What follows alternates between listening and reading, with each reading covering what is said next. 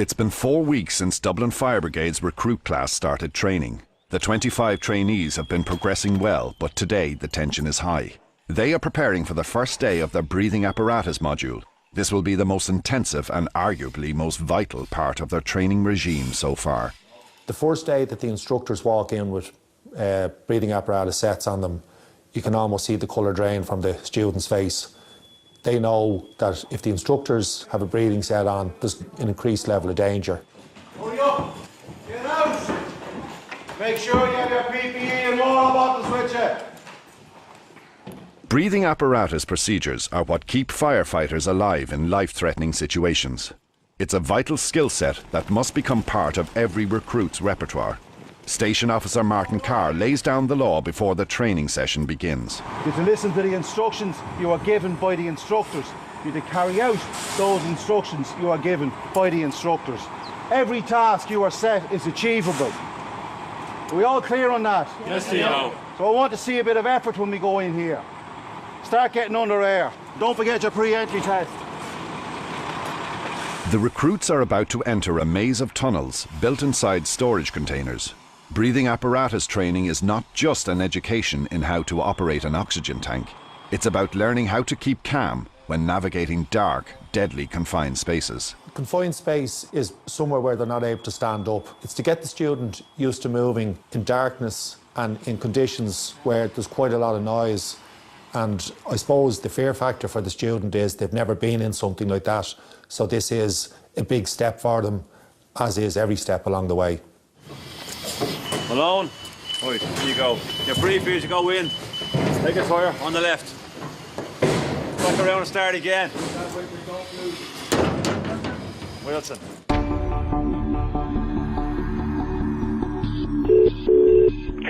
Dublin Fire and Ambulance. Report of a two-car RTA. Okay, do you know how many persons are injured there approximately? One car is in the ditch. Okay. And there's a person trapped in it.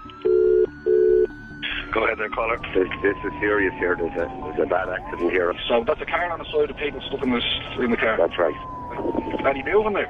He's lying in the car and over a river. And it's sitting in over a ditch as well. Now, I have a fire engine down there to you now at the moment, okay? We need an ambulance as well. Firefighters hurry to the scene of a two-car accident near the foothills of the Dublin Mountains. This is a serious incident. The impact of the head-on collision sent one of the cars flying into the air before landing on its side with the driver trapped inside. With the extent of his injuries unknown, the firefighters must fashion a way to extract him as quickly and safely as possible. Like as soon as you fold that roof down, the glass is going to go. The first priority is to stabilize the car as much as possible. The firefighters grab hoses and wooden blocks, anything that can be used to prop up the vehicle. When firefighters arrive at any scene, they have to stabilise the car to make sure that the patient doesn't move around and doesn't cause any further damage to themselves.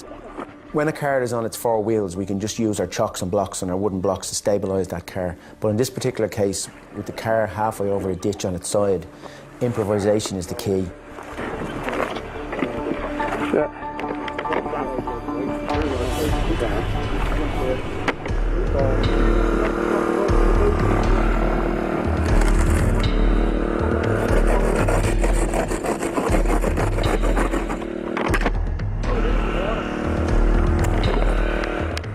With the car now steadied and a firefighter perched inside to keep the driver stable, the extraction process can begin.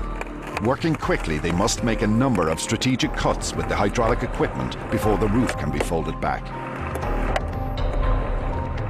It's all about getting access to the patient. The extrication rule is about taking the car away from the patient and getting as much space around the patient so we can get the spinal board in and immobilise that patient as best we can.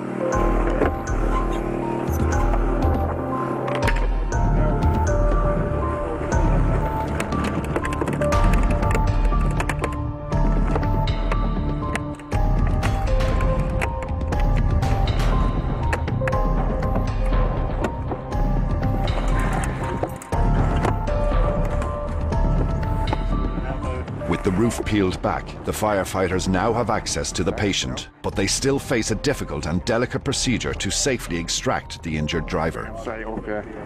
Yeah, if you want to get his shoulder, I can probably take his head, yeah. Where's the gash there? Okay. Now, if we're going to move you, okay? It's rare that a patient is handed up to us in a clinical environment. We have to get into some very tricky scenarios to be able to get at the patient.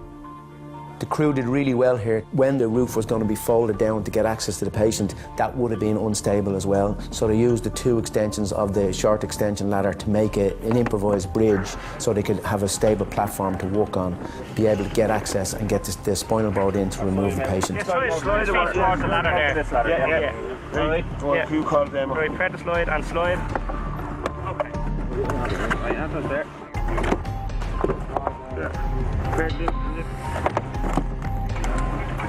Improvisation again is the key, and using whatever tools and procedures that we have. So it was all really, really good, well thought out and well executed, and using the best of resources the best way possible for the best outcome for the patient. Keep moving! Come on, Mr. Mulhern, get a move on! Keep left! Go ahead, let's go, keep moving! Meanwhile, back at the training centre, the recruits are getting their first taste of confined spaces. It's not for the faint-hearted.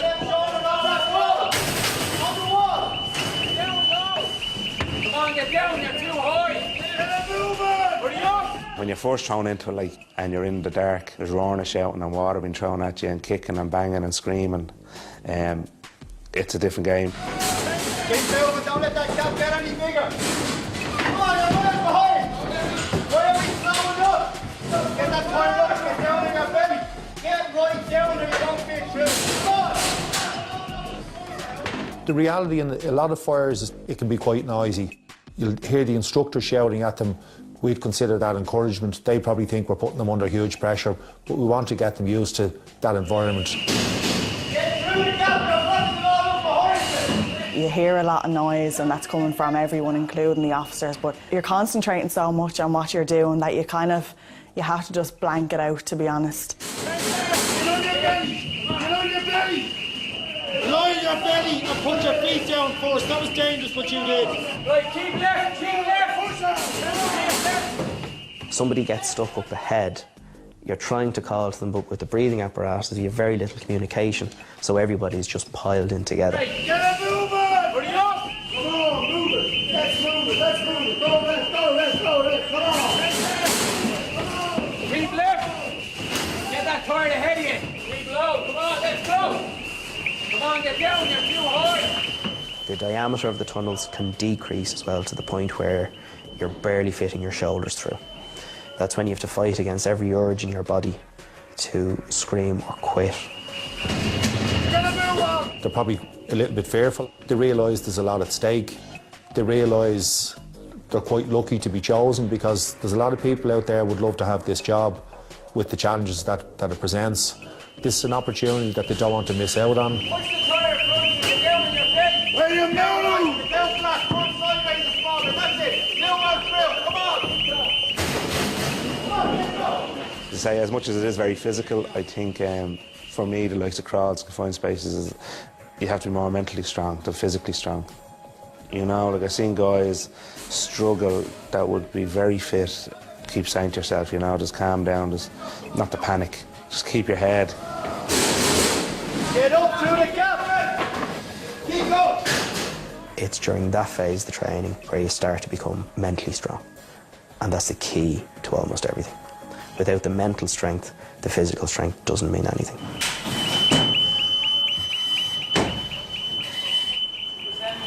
Get your water, gents. Bent off, sit down. Nice, neat, straight line, please.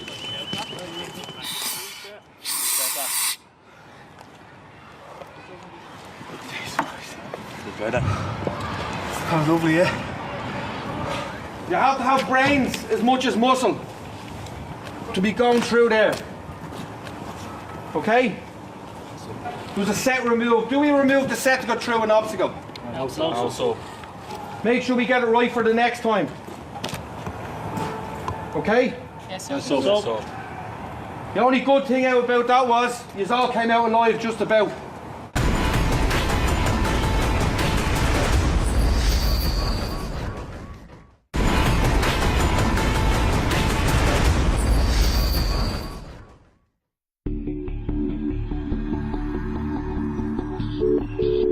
Hello, Dublin Fire and all. There's a fire on the Ballywalk Road. What's on fire there? I can't see. There's a lot of smoke coming back from it. I think it's in an alleyway, but it's next to a house. Hello, fire and ambulance. There's a fire going on and it seems to be getting pretty big now. It's right beside the garage with a car. But there's a lane, it appears, beside it, and it's right in the gable of a house, and it's really flaming now. I'd say the house probably got no time. It looks pretty big now. A fire rages deep inside a car garage in the heart of Dublin's north inner city. Crews arrive from across the capital. It's a firefighter's nightmare. A locked building stocked with rubber tires.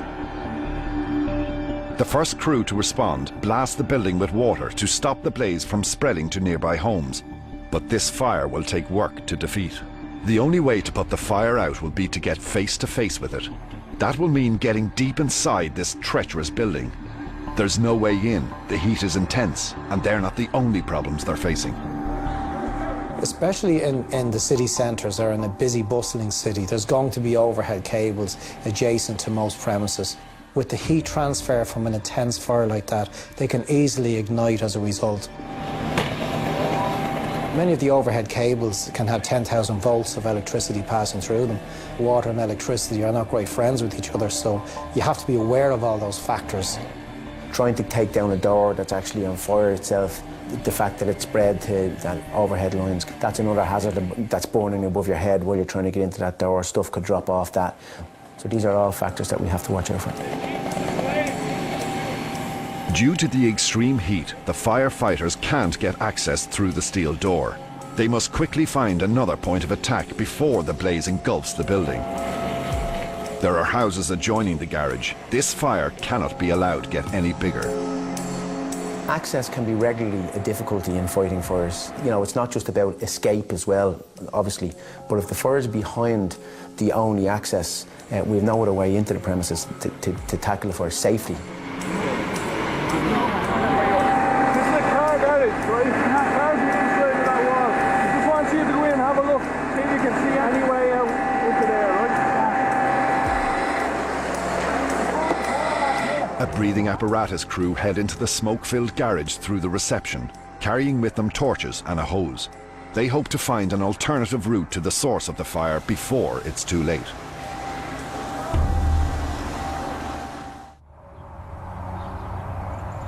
Back at the training centre, the recruits are putting their search techniques into action. Today, they will be navigating through a pitch-black room in order to locate casualties. Known as the breathing apparatus shuffle, this is the protocol that will help guide them safely through the darkness. The basic technique is to keep their weight on their back foot. Their front foot they're trying to establish, is the floor safe? Is there something that they're going to trip over? Their leading hand is to make sure that they don't walk into an obstruction.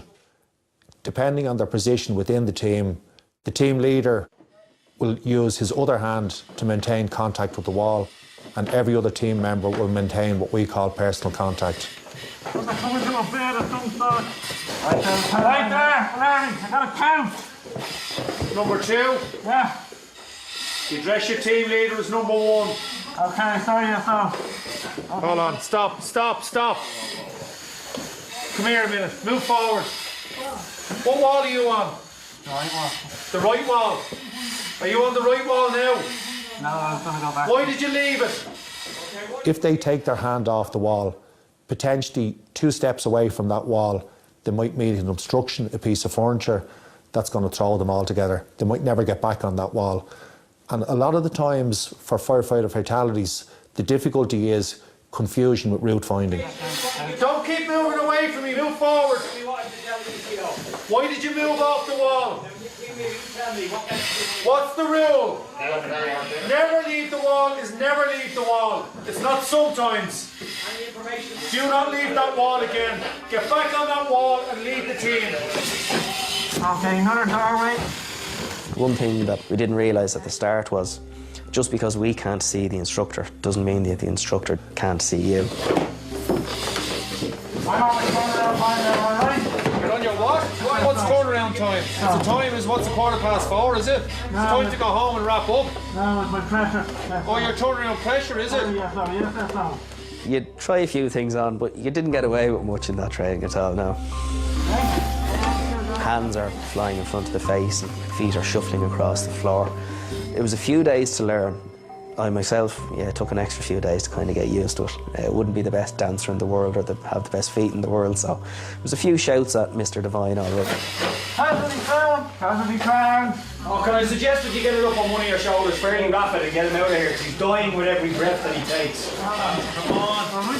Team Charlie, get a hold of that casually and withdraw.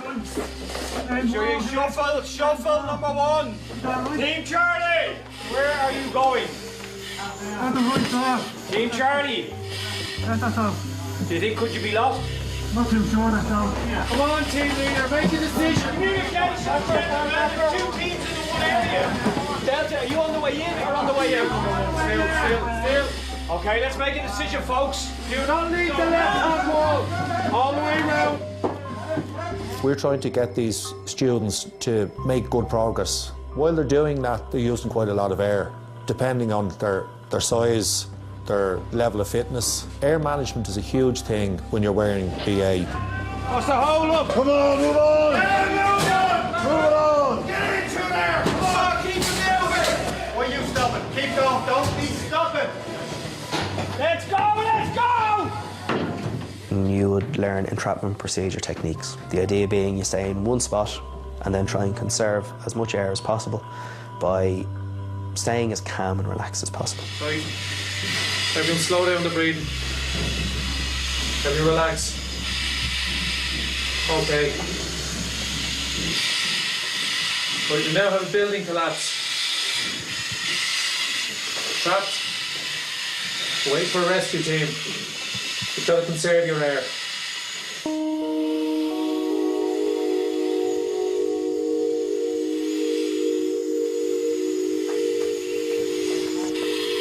He's trying to get you to control yourself from being up at a high intensity heart rate pump and everything to try and bring your breathing under control, just try and bring your heart rate down and just try and slow down, conserve your energy. Slow down your rate of respiration now. Easy breaths. What we would do then after that exercise, we would produce a chart to show them what their air consumption was prior to the entrapment procedure and what their air consumption was during the entrapment procedure.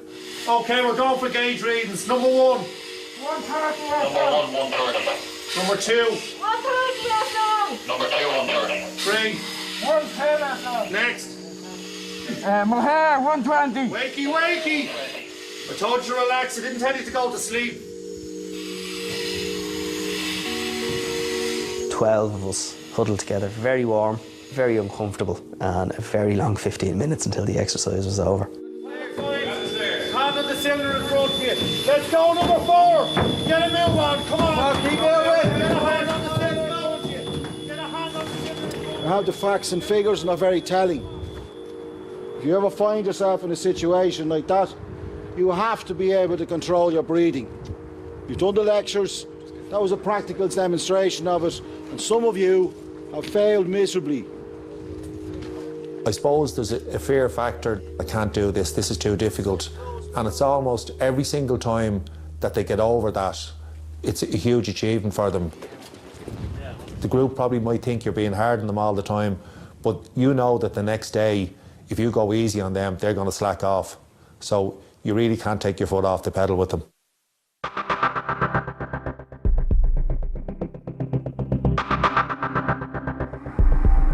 Meanwhile, over at the car garage, flames continue to pour out of the building as firefighters struggle to access the seat of the blaze.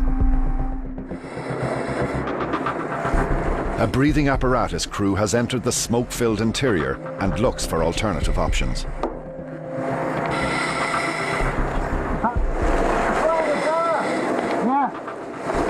Get to the back, just access the back. A second means of access in and around behind the fire would be ideal. And by engaging like through a reception area, through a novice area, you can also conduct a search as you go through. Because sometimes in these premises, there may be somebody present that hasn't been accounted for. Search and rescue is always part of what we do. It's always in our mind. En route then, we can also find a better access for fighting the fire. Okay, back row.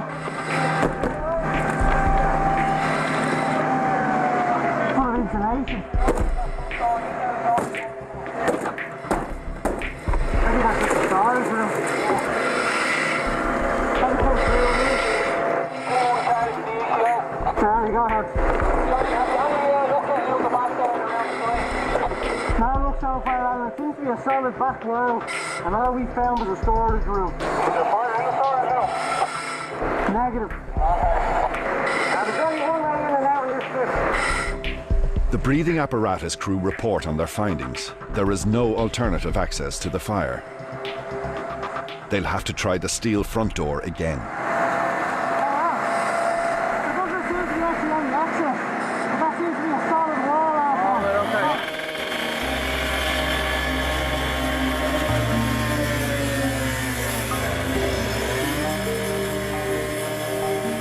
The saw is fired up again and the firefighters let rip. Thankfully, the gate has finally cooled and the steel begins to cave to the will of the saw's sharp blade. After a shower of sparks, the firefighters can finally pull it aside. With the door removed, they enter the front of the garage for the first time and drown the fire with foam. Sometimes when you have a lot of material stored up like that, a mixture of materials, it's not just timber, rubber, in this case there was a lot of tires in there and other plastics as well. Water itself is not a good extinguishing agent. It'll cool it very well, but what happens is once the water runs off, the temperature stays within and it builds itself back up and it will reignite. So we need to cut out the source of oxygen. Situations like that where there's lots of plastics and rubbers, we would smother, put a blanket of foam over the whole lot. So we're cooling it and smothering it as well. With the operation nearing an end, the eaves of the building are sprayed with water to stop the fire from reigniting. It was a tough fire to deal with, but the firefighters have stopped it from spreading to the adjoining houses.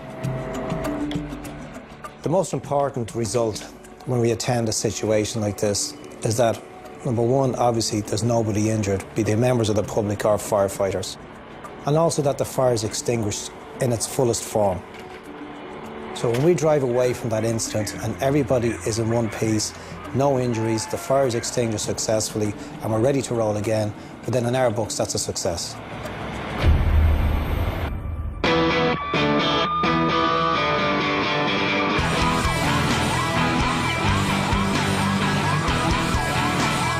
Ragnar